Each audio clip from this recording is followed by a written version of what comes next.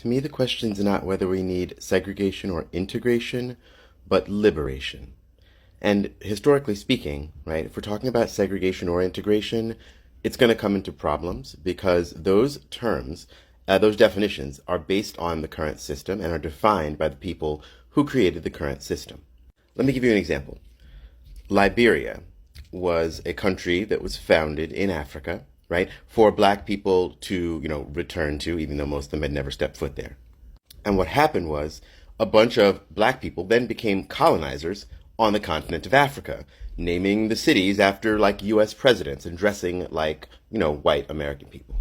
This was a project backed by white nationalists and black nationalists in the US. And what was the problem? Well, it was that they weren't looking for people to be free from the oppressive systems. They were like, we'll just be separate and it will all be fine. And it manifestly was not.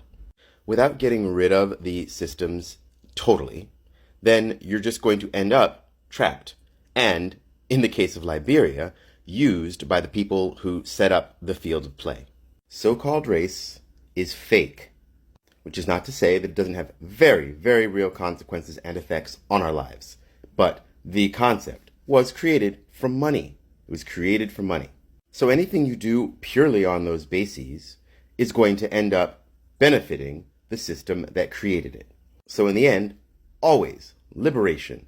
Not segregation or integration, but liberation. For black people, but for everyone.